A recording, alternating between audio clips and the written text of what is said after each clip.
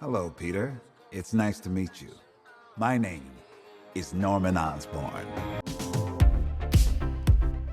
Hey, welcome back to ScreenCrush. I'm Ryan Airy, and this is all of the Easter eggs, references, and little things you might have missed in the first 2 episodes of your friendly neighborhood Spider-Man. Now, this show was originally titled Spider-Man Freshman Year, which made all of us think that it would be about Tom Holland's Peter Parker in his first year of being Spider-Man, before he met Tony Stark. But let's face it, that would have made for a pretty boring show, so instead, this takes place out there in the multiverse. Now, all through this show, we're going to point out the similarities that it has to the MCU, but then where it veers off into some more classic Spider-Man Easter eggs. Before we get rolling, I want to remind you guys, on our merch store right now, we have fun Robert Downey Jr. parody merch. We have the I Hate You 3000, Tony granting life to Ultron, and somehow Robert Downey Jr. returned. A little bit later in the video, we're going to have a special sneak peek of our live show. This weekend, we are in Philadelphia on Sunday night. And I have a special announcement to make. In Philadelphia, for one show only, Doug will be in attendance. Go Eagles! That's good, buddy. But I'll talk more about that later on. So, the Marvel Animation logo is a tribute to the history of Marvel animated shows, beginning with the 1960s Spider-Man and Fantastic Four cartoons, and then X-Men the Animated Series, and the criminally underviewed Silver Surfer series, and then we see The Watcher, Marvel Zombies, and ending with Black Panther, because What If Season 1 was Chadwick Boseman's final appearance in the MCU. Now, when we get to Queens, the location card is identical to the one we see in Captain America Civil War. And notice, Avengers Tower is visible in both versions. This is showing us how we're beginning in a universe that is very much like the MCU, but soon we're going to have a branch in the timeline. Peter is reading issue 14 of Amazing Adult Fantasy, which of course is renamed to Amazing Fantasy for its next issue, 15, which was the first appearance of Spider-Man. So, a couple reasons to note here. Yeah, why does it say adult? Is it a dirty comic? No, it's not a dirty comic. It's called Adult Fantasy because, like the cover brags, this magazine respects your intelligence. This was just a marketing ploy that Stan Lee was trying to get more people to read comics. But the reason we're seeing issue 14 is because in this show, we are about to see the events of Amazing Fantasy 15 unfold. So notice the book on his bedside table is Jack London's White Fang. It is about a wolf that becomes domesticated. And months later, the book still hasn't moved because Peter no longer has time to read for fun after he becomes Spider-Man. And because this is about the early days of Spider-Man, he is modeled after the art style of his co-creator Steve Ditko. The round glasses are a Ditko invention, and he often drew him in a yellow sweater vest and blue jacket. They also recreated the interior of Peter and May's first apartment perfectly, right down to the laundry laying around. Now we start on Peter's first day of orientation at Midtown High, the science school that he does attend in the MCU. But after the events of this episode, he is forced to attend a local school instead, one of many timeline diversions. So in this reality, he never meets MJ, Flash, or Ned. After Peter misses his train, I loved how they teased us with this moment, where we think he's going to get his suit out of the backpack like he did in Homecoming.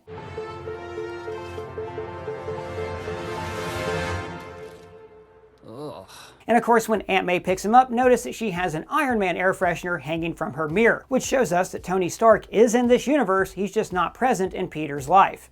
Yet. The song playing in the car is What I Feel by Pony Pony Run Run, and it's about trying to express your emotions, which is what happens in this scene, like at first when Peter struggles to talk about what's happened to his Uncle Ben. And it'll be nice, to have something to distract from everything else that's been going on. Again, we saw this in the MCU, with Peter only referring to Uncle Ben's death at first indirectly. May cannot know. I cannot do that to her right now.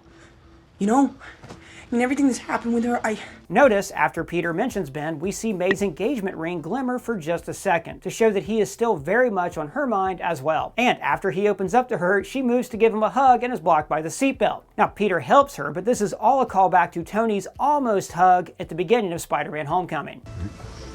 That's not a hug, I'm just grabbing the door for you. We're not there yet. The exterior of Midtown High matches the shots that we saw in Spider-Man No Way Home, complete with the football field. And then we get our big deviation from the timeline. A Doctor Strange sling ring portal opens, and we hear the score from Michael Giacchino. Where do you think you're going? Notice this Strange variant is more comic accurate, with the mustache and gloves. Yeah, but Strange wore gloves in Thor Ragnarok. Yes, but that was just because the makeup department didn't have time to do the makeup effects on Benedict Cumberbatch's hands because he was only filming for one day. Strange is fighting a variant of Venom, using the Crimson Bands of Cyrotalk to hold him, just like he did to Thanos in the 616 universe. And he also uses the Shield of Seraphim, which comes from the comics, but we also see Wong and the other sorcerers use them in the MCU. In Endgame, for example, it's how Wong and the others shielded their army from Thanos' assault. Now, I'm not sure if he's Steven from another universe, because he says, We're not supposed to be here. Now either way, Peter's spider bite is going to be very different from how it went down in the MCU, when he didn't meet Doctor Strange until this moment. Doctor Strange. Oh, you're using your made-up names. I'm Spider-Man then. Now, if the spider is from another universe, then this is similar to the origin of Miles Morales in the Spider-Verse movies, when he was bitten by a spider that was intended for his alternate universe self. Much like Spider-Verse, this movie takes direct design inspiration from the comics, rendering its action sequences and key moments in comic book panels. And, just like in the MCU, Strange's cloak has a mind of its own, and Strange can order it around to help him in battle. Grab that kid. Now, there is one weird thing in this battle. Venom throws a car at Strange and he transforms into his astral form so it falls through him. But that's not normally how his power works. Strange's astral form can leave his body, but he doesn't use it to phase like Vision or Shadowcat. But you know what? It's the multiverse, so we'll allow it. I love seeing this moment when Peter distracts Venom. Hey, ugly! I don't think she's interested, buddy. Much like Steve Rogers jumping on the grenade in First Avenger, it shows how it doesn't take superpowers to make you a hero. And this is where we meet Nico Minoru, who is a great character that we are very excited to see in this show. Who is she? Well, in the comics, she was a member of the Runaways, a group of mostly superpowered teenagers who find out that their parents are secretly supervillains. Its first run is one of my all-time favorite Marvel comics. Long story short, Nico's parents are dark wizards, and she inherits their abilities after absorbing an evil staff into her chest. She's also one of Marvel's best-written LGBTQ characters, which we get hints of in episodes 1 and 2. After Peter's bitten, we get the opening credits, which start as a remix of the classic 1960s cartoon theme. Does whatever a spider can. The imagery of a spider crawling through Peter's DNA seems to be an homage to the Sam Raimi movies, which used a 3D rendering to show Peter's transformation at the genetic level. And then notice how the DNA strands actually change to look like a string of Spider-Man symbols. This montage also employs Ben Day dots, the same small dots originally used in 4-color comic strips that were also used to great effect in Spider-Man Across the Spider-Verse. Now, this first panel shows the shadow of Spider-Man behind Peter, similar to the splash page that opened up Amazing Fantasy 15, as we see Peter making his web shooters like he first did in Amazing Spider-Man issue 2. Except here, in his early costumes, he has to carry the web fluid as tanks on his back. Now, this shot of him crawling up the wall is also lifted from the first Sam Raimi Spider-Man film. And when he fights this big goon, he is wearing a mask made out of webbing, like the one he used against Crusher Hogan in Amazing Fantasy 15. And then we get a montage of different costumes, all framed within a Marvel Comics rectangle, which was featured in the upper left-hand corner of Marvel Comics for decades, with different heroes always taking that corner spot. Now, there are some cool Easter eggs in these few seconds. We see the big-time Spidey suit, Peter in a Giant Man costume, the Hornet, Prodigy, and Dust suits from the Identity Crisis storylines, several modifications of the Homecoming suit, and all of these I think are here to show this is Peter as he would appear in different universes. And according to ScreenCrush editor-in-chief Matt Singer, the poses themselves are also taken from the actual comics. This one was in the corner of the web of Spider-Man for years, and the one in green also appeared for years, with Spider-Man wearing both the black and red-blue design. We also see the classic thwip sound effect from the comics, and these lines depicting his Peter tingle like they are in the comics, which actually we saw kind of depicted in live action in Spider-Man No Way Home. And finally, the credits end with a comic book page mimicking the cover of Amazing Fantasy 15, but with Peter saving Harry Osborn. And notice that the comic accurate masthead is written on notebook paper, like the credits of the Tom Holland Spider-Man movies. When Peter wakes up, we see that aforementioned copy of White Fang and a sock with webbing on it grows, and on his way to school, we see that he's still getting the hang of web slinging. I'm good, I'm alright. Kind of similar to this fall in Spider-Man Homecoming. I'm good. And if this person on the train looks familiar, that's because that's your mom. And we also see that, like in the MCU, his Peter tingle is not yet fully developed. Now, when he stops these guys in the alley, notice this commenter is asking if he's the newest Avenger, and this one says, this is my favorite Easter egg of the video, "Kick his ass, Seabass," a reference to this throwaway line in the movie Dumb and Dumber. Kick his ass, Seabass! And then the episode really gets to stretch its legs as we meet Peter's new classmates and supporting cast. And by the way, I appreciate that his teacher says this. That Mr. Paul Revere never actually yelled, "The British are coming." Revere was arrested by the British like right away, and the real hero of that night was a guy named Israel Bissell. I think this little fact is in here to remind us that history doesn't always record our heroes accurately, just like how Spider-Man is constantly portrayed negatively by the media and distrusted by the public. So this guy on the street is obviously this guy from Homecoming. Okay, Spider-Man!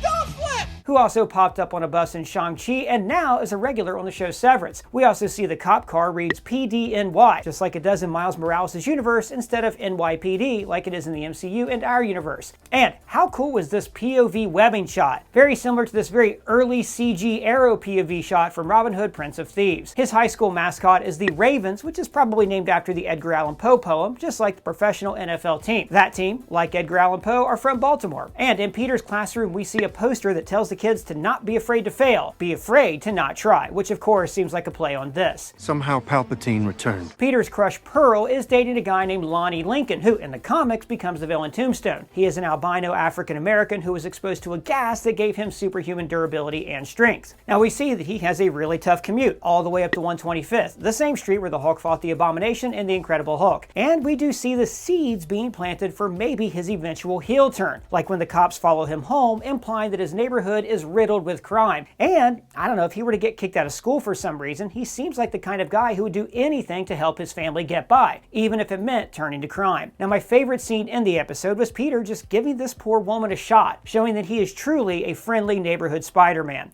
Hey, it's okay. It's okay. You made a mistake.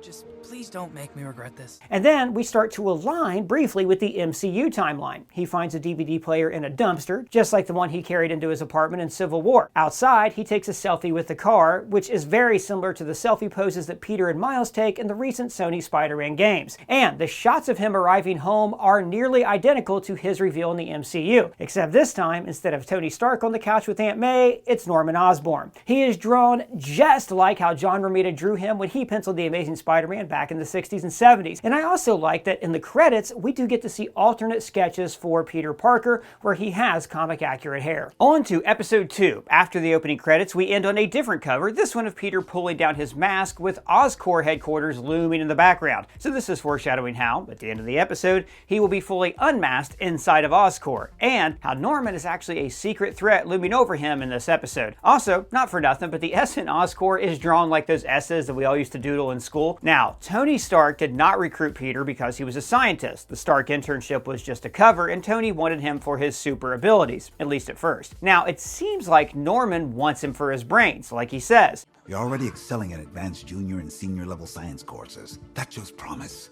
And I want that promise. But remember, in the last episode, Spider-Man saved Harry Osborn's life, so I don't think this is a coincidence. I think Norman already knew that Peter was Spider-Man. I also like that this version of Peter is actually kind of popular in school thanks to his friendship with Lincoln. It's a nice change of pace from always seeing him bullied by the likes of Flash Thompson. So Peter has a hard time getting into Oscorp, similar to how Andrew Garfield had to steal Rodrigo's pass in The Amazing Spider-Man. Mr. Guevara.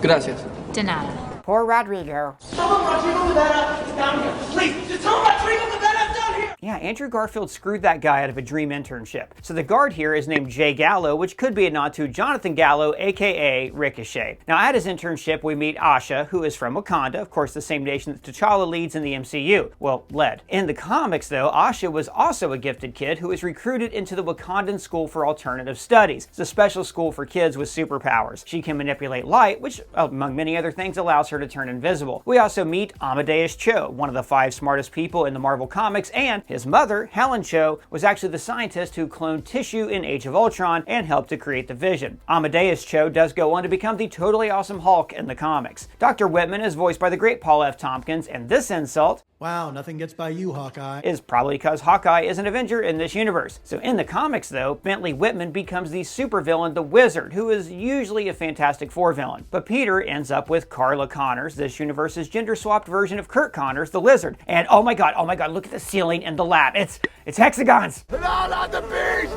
Not the beast! I thought it was interesting that Carla specializes in energy research and not in genetics. So if she does create a serum to regrow her arm, then this would be a personal project and not something she is developing for Oscorp. I also like how, in addition to using comic panels for action scenes, they also use them for simple split screens during phone calls. It's a really cool way to blend these two media in a way that feels natural for both forms. On the TV, we see who of course was the wrestler that Peter defeated in his first match, before going on to become a celebrity leading up to Uncle Ben's murder. Then we see Harry Osborn on a red carpet, followed by the burning building. And I think this whole set piece with Peter rescuing people and animals in the building is an homage to the two great fire sequences in Spider-Man 1 and 2. But the way that Peter keeps rescuing animals to me felt like a nod to Pee Wee Herman rescuing animals in the pet shop in Pee-wee's Big Adventure. Don't panic! No pushing, no shoving! The fire is set by a professional arsonist named Butane, who is technically in the comics, but he's more of like a Z-list metahuman, whereas this guy is more of an imitation of the Batman villain Firefly. Peter calls this animal Good Spider Dog! Which, come on, has to remind you of this. Spider Pig does whatever a Spider Pig does. After he stops Butane, Peter finally gets an audience with Norman Osborn. Now notice how in the hallway we see a photo of him meeting Captain America, and Cap's uniform looks like a cross between the spangly outfit he wore in the Avengers and the more practical suit that he wore during Age of Ultron. And this might also be Norman meeting with Nelson Mandela. It's kind of hard to tell. Well guys, that was another fun ScreenCrush video for another perfect day here in the ScreenCrush universe. Gosh, I love you guys, I love our fans, and I love my job. Yeah, it sure is great being us. I hate that ScreenCrush and Ryan Airy.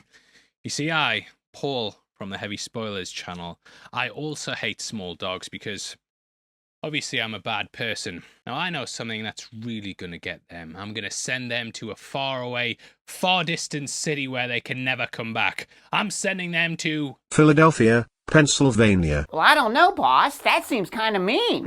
Shut up or I'll give you a fresh one. Now activate the Destructo Beam.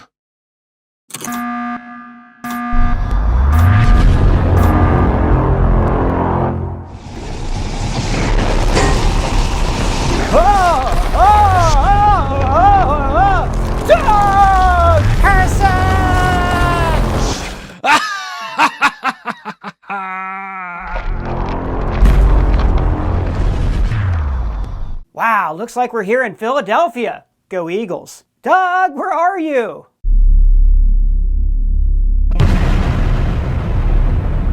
Guys, you have to check out our live show. They are so much fun. We're doing Pee-wee's Playhouse for Nerds with exclusive breakdowns, special guests, but best of all, it's just so much fun to meet you guys in person. You can get ticket links below. You don't want to miss it. We're almost done with the tour, and believe me, it's a lot of fun. You're really going to love it. So guys, that's all the Easter eggs that we found, but did you find any? Let me know in the comments below, or at me on Twitter, Blue Sky Threads, or our free-to-join Discord server. And if it's your first time here, welcome to the channel. Please subscribe, smash that bell for alerts. For ScreenCrush, I'm Ryan Airy.